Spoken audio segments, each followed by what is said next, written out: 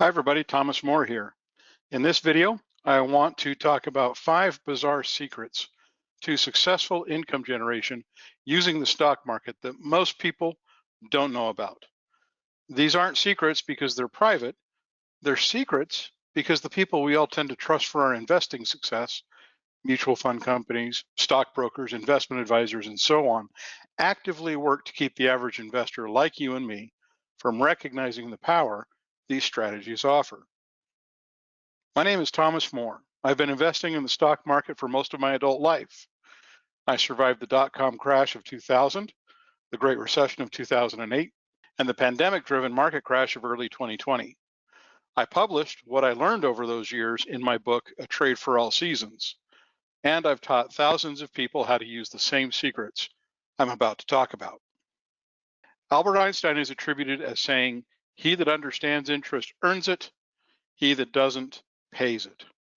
The wisdom behind this statement has driven people for decades to seek out the best opportunities to put their hard-earned savings to work for them. The good news is there are a lot of choices.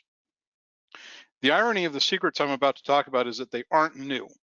The tools for generating real, useful, and practical income right now have been around and available even for average investors like you and me for decades. The reason I call them bizarre is because you may not have heard about them until now, because traditional investment advisors and financial institutions have always pointed their clients towards the traditional ideas of safe, interest-bearing vehicles. I'm going to outline how you can apply these secrets to put your money to work for you as quickly as possible. Secret number 1 is to work with dividend-paying stocks. Traditional investing strategies generally ignore dividends altogether. The same is true of short-term trading strategies that focus on equity options, since buying and selling call or put options on a stock rarely translates to actual ownership of that stock. Dividends are what I call the low-hanging fruit of the stock market. They're the easiest income you can earn, since all you need to do is hold on to the shares of a dividend-paying stock to receive them. They get deposited as cash in your brokerage account whenever they're paid, and you're free to do whatever you want with that money once you have it. The fact of the matter is that on a historical basis, dividends have always made up a significant piece of the overall returns the stock market has achieved for decades. The average dividend yield for all stocks that make up the S&P 500 for the past 25 years is about 2.07% per year. Over the same period, the index itself has returned an average 11.29% return per year, which includes the return from dividend distributions. Now, if you take dividends out of the equation, that annual return lowers to only about 9.22%. What does that mean to you in real dollars? Including dividends, if you invested $1 in January of 1990 in the S&P 500, it would have grown to about $10 today. But without dividends, it would only grow to about $6. That's a 40% difference over the last 25 years. It's one of the biggest reasons dividends are the first bizarre secret I use in my Rebel Income investing system. Secret number 2 is to generate your own dividends. Have you ever wondered how insurance companies make so much money? Perhaps more than any other type of business, insurance is built around probabilities. Insurance policies serve an absolutely necessary purpose in today's world, since they provide financial resources to deal with any number of events that the average person simply doesn't have the money to cover on their own. In order to provide such an important service, insurance companies calculate the probabilities that apply to those events for each individual they cover, which they then use to determine how much money you have to pay for the coverage you're seeking. The collective sum of the monthly premium payments an insurance company receives gives them the financial ability to cover all of their policyholders, since their probability calculations show them that only a small fraction will actually file a claim at any given time. The thing that few people understand about the stock market is that anybody can apply the same basic approach to their investments. Using equity options, investors have the ability to buy or sell control of a given number of shares for a certain period of time. It's a powerful but little known reality that the best way to put stock market probabilities in your favor is to work on the selling side of a stock market trade. This gives you a way to use the stock market in almost the exact same way insurance companies use their products. Just as an insurance company sells insurance policies, which provide the company with an ongoing income stream, selling options gives even average investors like you and me a way to generate consistent income and build real wealth using the stock market in a way that even a lot of experienced investors and traders never recognize. Selling call and put options generates cash that is applied as an immediate credit in your brokerage account. You can use that new cash however you want. Since selling a put option means giving a buyer the ability to sell the stock to you at a given price, put selling also gives you a way to set up a potential purchase of a stock you're already interested in at a discount. Using put selling as a gateway to stock ownership means that you can work with stocks in any type of trend, up, down, or sideways. Selling call options against a stock you already own, which is also known as a covered call, is one of the most conservative but also most time-proven option strategies available. It gives you another way to generate income on stocks you own, above and beyond dividend payments. Experienced, successful investors use covered calls and put selling together to create a productive, high probability income generating strategy. Covered calls can also be used to enhance an overall growth strategy, since you can sell a contract price above the price you bought the stock at to set up a profitable sale of your stock shares. Secret number 3 is to leverage short-term options. When you're working with equity options, one of the most critical elements of the trade is how much time the contract covers. That's because option contracts cover a predetermined amount of time, which can run anywhere from a week to a month to several months or even years. Once a contract's expiration date passes, however, the contract expires. And that means that each day you can find a contract listed is also another day closer to that contract's expiration period. This is a phenomenon that option traders call time decay. You can think of time decay like holding an ice cube in your hand. Each second that passes, the cube melts just a little bit. After it starts, though, you'll notice that the heat from your hand, working on a smaller amount of mass in the cube, will make the ice melt faster and faster until all you have left is a wet hand. Time decay occurs each day, but it isn't very noticeable at first. The closer an options contract gets to its expiration date, the more time decay increases as a percentage of an option's price. The effect is that value in the contract is lost on an accelerating basis with the passage of time, until there is simply no remaining value associated with time at expiration. Any value that might remain in an options contract at expiration comes strictly from the relationship of its strike price, its contract price, to the underlying stock's current price. For option buyers, time decay increases the risk of loss, but for option sellers, it increases the probability of success. Sellers can leverage this advantage even more by selling less time. I like to sell options within a month or less to expiration, simply because of the acceleration of time decay in shorter term contracts. Not only does selling less time increase the probability of success, it also enables you to place more trades, which creates a compounding effect over time that working with longer periods of time prevents. Human nature means that we're all programmed to win. When presented with a choice, we naturally gravitate to the choice that looks like a winner right now, rather than the might, possibly, maybe, could be a winner at some point down the road. It's why kids pick the best athletes first for dodgeball. In the stock market, it's why stocks that are already going up naturally look better than stocks that are going down. Secret number 4, focusing on bearish trends, adopts a philosophy that investors call contrarian investing. It follows a simple but generally ignored logic. All market trends eventually end and then reverse and move in the opposite direction. That means that the longer and further a stock goes up, the more likely it is to reverse and go down. In the same way, the longer and further a stock goes down, the more likely it is to reverse and start to go higher. Although it sounds simple, the fact is that the tendency to look for winners now makes it counterintuitive to most investors as they get started. The reason I'm listing stocks in downward trends as one of my 5 bizarre secrets isn't just because most people don't focus on these stocks. It's also because if you know how to recognize 2 simple charting patterns I'm about to show you, you can start to pick up on the clues a stock often gives that it could be poised for a solid new bullish pattern. Let's take a look.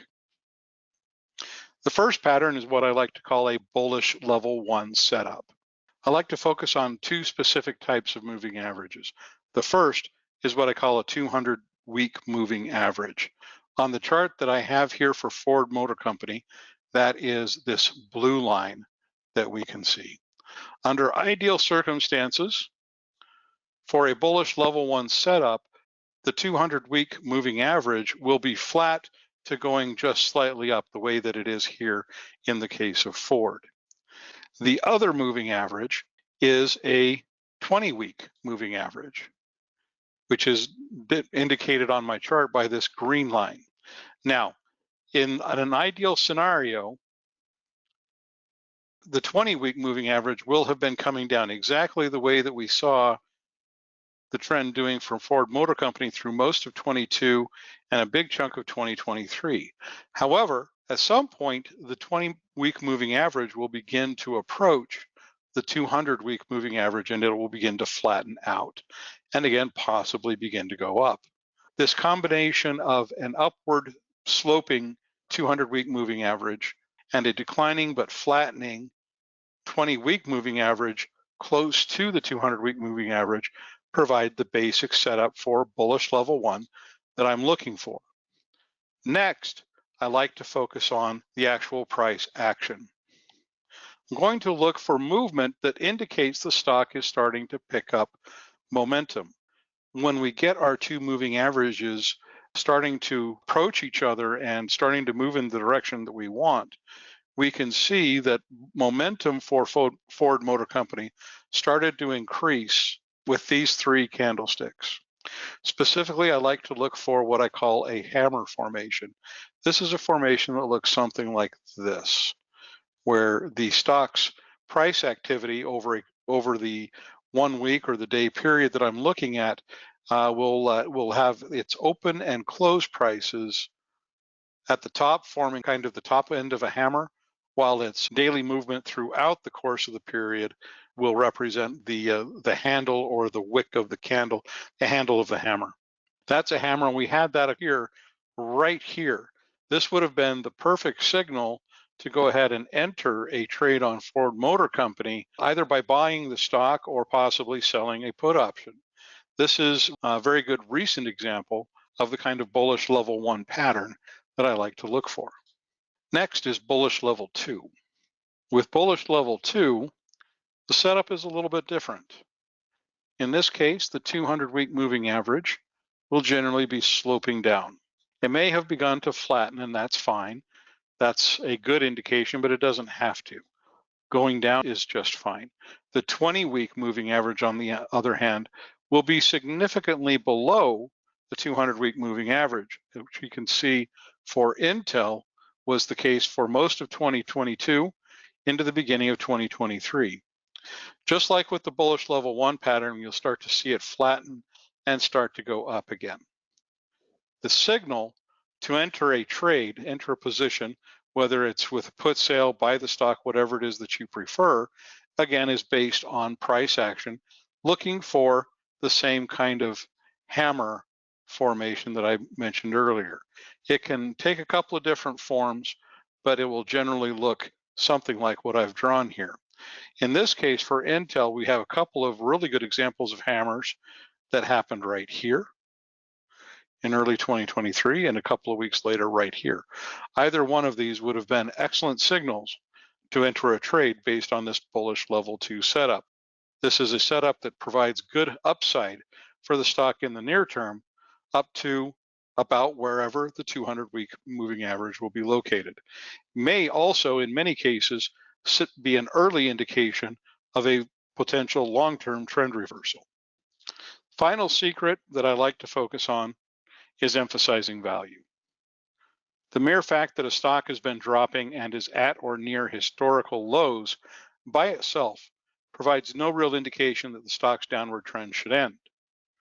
Why would you want to buy a stock that has already experienced a big drop in price and looks like it could still drop even further?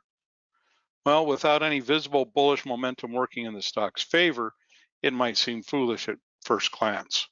The best way to explain the answer is by introducing an investing philosophy called value investing.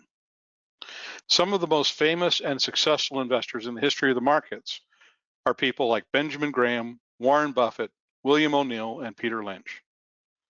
The method that links all of these people to each other is the approach they took, which can be summed up by one of Mr. Buffett's most widely quoted investing rules.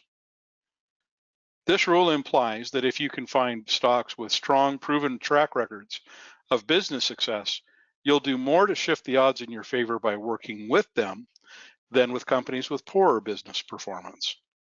It also suggests that while your purchase price is an important part of your investing decision, it isn't likely to be the biggest factor in whether you win or lose. If the stock is at, near to, or even below its fair price, you stand a good chance of making money with that stock.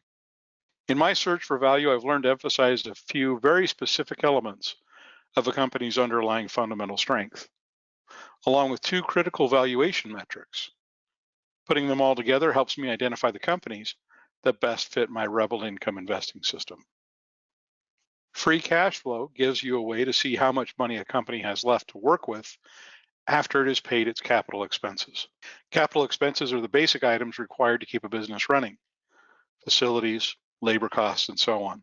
Think of a company's cash flow as a way to check to see whether the earnings figures you've already looked at pass muster. The company's balance sheet is another important source of information, since it provides a look at the company's latest cash and liquid assets, along with the amount of long-term debt they carry. These provide perspective about a company's ability to invest in its business, pay their obligations, and their ability to return value to their shareholders. Net income is a useful metric to see what is left out of revenues over a period of time after all expenses have been paid. Along with free cash flow, it provides a really useful perspective about whether operating margins are stable, increasing, or decreasing over time. Finally, dividends are a critical piece of my investing puzzle. Only a fraction of stocks that make up the US stock market pay a consistent dividend, which makes them a natural way to filter through the tens of thousands of available stocks. Dividends also have to be approved by a company's board of directors and paid from either cash flow or available cash, which is why they're a useful metric of fundamental strength. Lastly, my preferred approach to valuation is to focus on a company's price to book value and price to cash flow ratios. Together, these provide a way to calculate a stock's fair value, which I interpret as the price the stock considers to be a reasonable reflection of the company's underlying strength. Comparing a stock's current valuation numbers against their historical norms makes it easy to see if the stock's current price may be below the market's perceived fair value price. Investing can be an intimidating challenge. No matter what your objective is, it's like a jigsaw puzzle with a lot of different moving parts.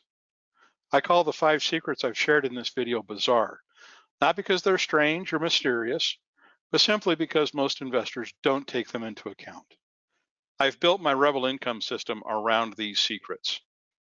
If you subscribe to this channel, you'll get alerts when I post new videos here analyzing stocks based on the technical patterns, fundamental criteria, and valuation metrics I've outlined.